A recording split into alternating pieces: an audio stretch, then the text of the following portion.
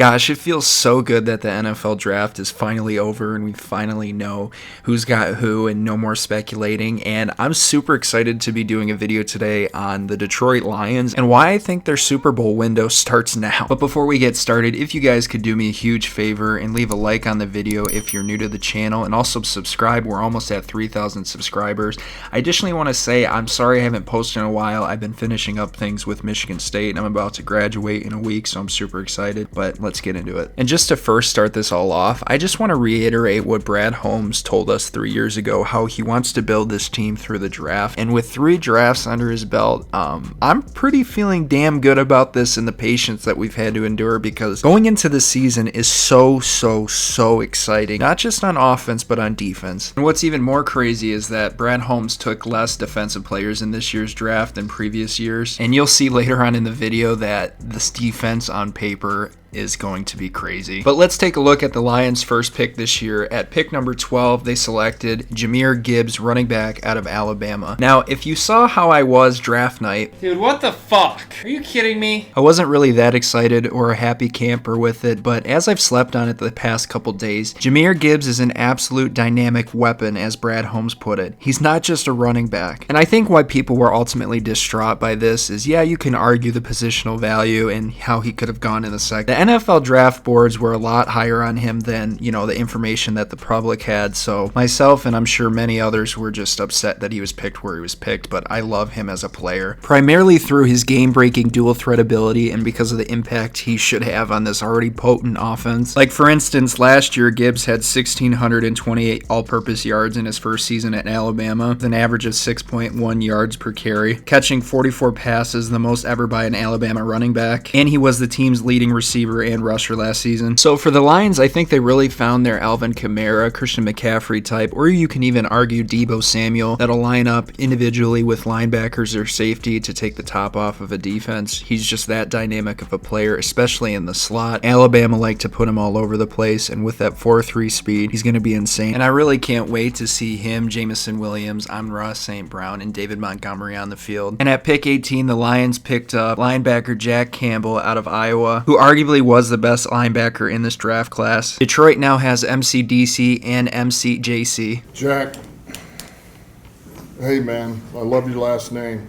And looking at this pick with Captain Jack, I'm more so confused at why they wanted another linebacker. I mean, the guy's a stud, don't get me wrong, but they're coming off signing Alex Anzalone to a 3-year deal. They also have Malcolm Rodriguez and Derek Barnes, who they're both high on. I don't know, the first round to me felt like a 1980s, 1990s draft, going with running back and then linebacker. But considering Campbell was the best linebacker Iowa's produced in the last 25 years, and he scored the highest athleticism among off-ball linebackers in this year's draft, there's no wonder why they picked him. And really, considering that the Lions defense gave up the most yards in the NFL in 2022, Campbell's going to provide the thump and versatility in the middle of the defense. At 6'5", 250 pounds, he has that length and agility, and in college he totaled 299 tackles, 12.5 tackles for loss, 3 sacks, and 5 interceptions. To me, while the Lions do seem like they're drafting to win and compete now, they're also drafting for the future. I think primarily Campbell's role in a couple years will be the Mike linebacker. As for this year, he probably will be playing at the off-ball linebacker slot, while Anzalone will be playing on-ball. I think eventually, maybe in 2-3 years, they want him to be the captain on the defense. Their first 2 picks, as well as a couple other teams in the NFC, signal that there's a real clear difference between the two conferences. The NFC that's about establishing the run and being able to stop it, and the AFC to me seems like it's about the pass and can you stop the pass. It's just really interesting and unique. And at pick 34, the Lions selected tight end Sam LaPorta, Iowa. And I was confused why they didn't pick Michael Mayer here, who was taken a pick later by the Raiders. But with LaPorta, I feel like he offers you a lot of versatility, and he's kind of that poor man's George Kittle or Tyler Higbee type, in the sense that he's more of an all-around tight end than a pure receiving one. And look, I was totally okay if they didn't draft a tight end this year. I was totally fine with Brock Wright, James Mitchell, and Shane Zylstra. But when you watch the tape on this guy, he's tough as hell, and he's really hard to bring down, and he really loves contact. And I also think he's going to be a very capable blocker, much better than TJ Hawkinson was for this team. And with this pick, I think the Lions are going to be another top team in offense this year and years going forward. His short area quickness and large hands and toughness and intangibles are just going to be insane. And probably my favorite pick for the Lions at 45 in the second round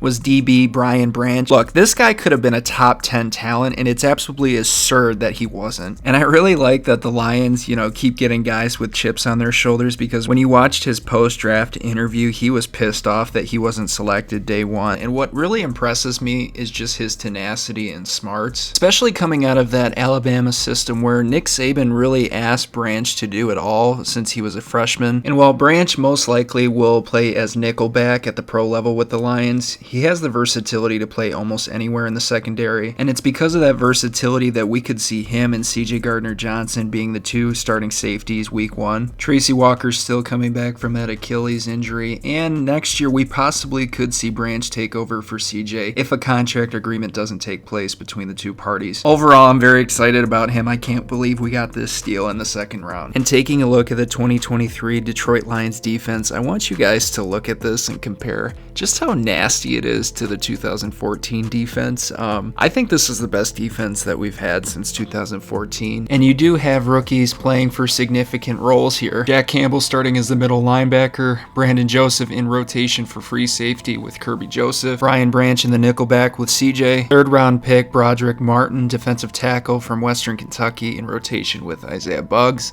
I don't think he starts, I think they rotate with him. And thank you to Devoted to Detroit on Twitter for this defensive lineup. This is really insane, and on paper, this defense is going to be pretty nasty, especially in the secondary. And with the 68th pick in this year's draft, the Detroit Lions select Hendon Hooker, quarterback from Tennessee. Look, I for one didn't want a quarterback in this year's draft, but if Goff would have went down at any point last year, we would have had Nate Sudfeld and just probably not been able to compete at all. Hendon Hooker is above a viable option to be a backup quarterback, and he can come in and be a starter immediately if Goff goes down. Or if Goff and the Lions can't come to an extension agreement, he can be your bridge quarterback. And prior to tearing his ACL back in November, Hendon was arguably the favorite to win the Heisman and be a top 10 pick in the draft. Once he's fully healed and ready to play, I think he will be Goff's backup in 2023. Despite the only thing I don't like about Hooker is that he's going to be 26 going into this season. He's a very capable quarterback, completing 70% of his passes for 3,100 yards with a total of 27 touchdowns and just 2 interceptions in 11 games last season. And he's also that modern-ish quarterback, rushing for 430 yards and 5 touchdowns. And my second sneaky favorite pick of this draft, in the 7th round at 219, the Lions selected Antoine Green, wide receiver, North Carolina. And what I love about Green's game so much is he's the X-receiver type. He's fast as hell and he can create separation. Plus, since Jamison Williams got suspended for 6 games, the Lions are going to need depth here. And being a deep threat for the Tar Heels in college, he completed 1,700 total yards, 15 touchdowns in 24 starts for a whopping 19 yards per catch. And I already know I talked about his speed, but he runs a 4.47 40. But I don't know, guys. Let me know if I missed anybody. I know there's Mo Ibrahim in the running back room now. We'll see if he makes it to the final roster, but I'm super excited for him. I honestly want to say I think this is the most complete this team and roster has ever been in their history. I think even more so than 2014. And why I really believe that this draft class finally opened the Super Bowl window for the Detroit Lions. Let me know what you guys think down below, and I'll see you guys next time. Peace.